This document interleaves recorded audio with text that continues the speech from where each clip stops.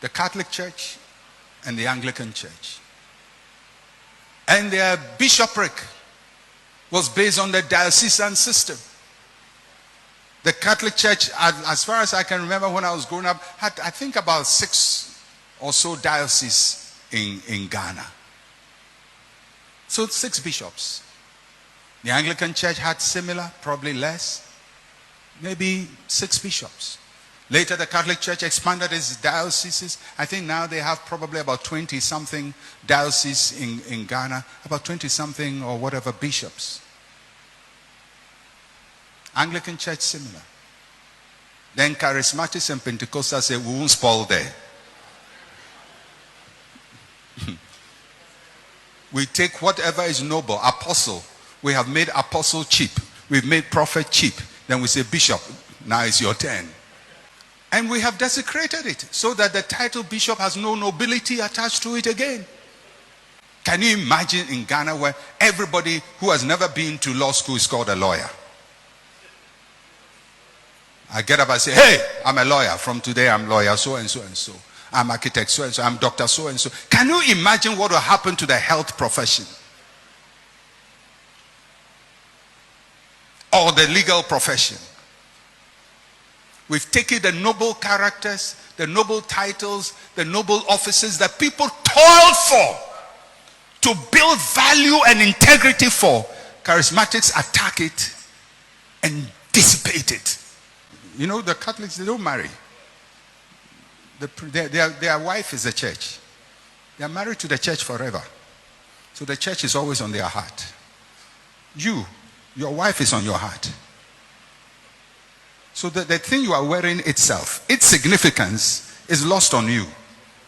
So he's wearing all of this. I said, why are you doing this? Have you studied church history? Do you understand where clergy garments came from? Do you understand why they do so and so? Do you understand why they hold this and all of that and all? Does it work with your own theology as a Pentecostal?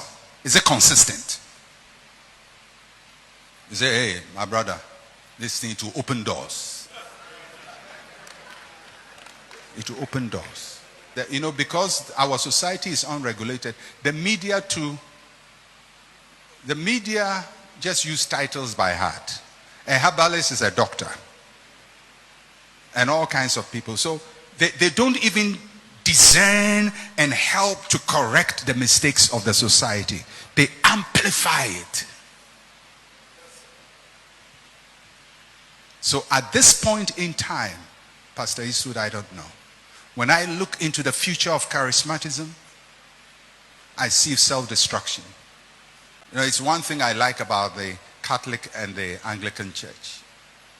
Because the pastors, the clergy, they are trained to handle confidential information. Because people go for confession. And they tell the priest stuff. And the priest has to handle that information. Confidential. If it was charismatics and people did confession,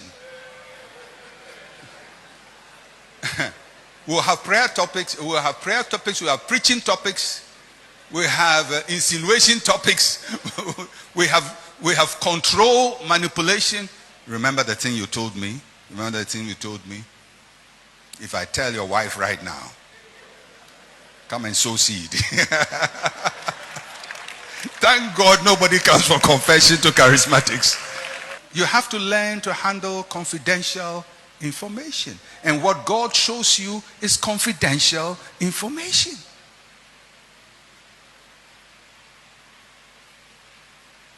But we blast it. Sometimes humiliate people in public. The Lord showed me this about you, and we describe people's health challenges publicly. Embarrassing situations that they wish nobody hears. God told you about it, and you feel that the best way is to announce it publicly.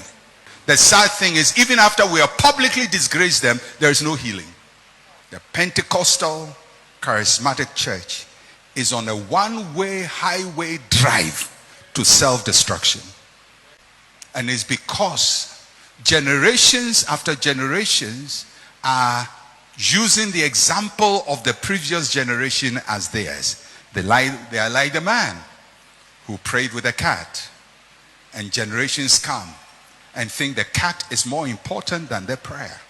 If you are a pastor here, go to school. If you sense God has called you, you have to go to seminary.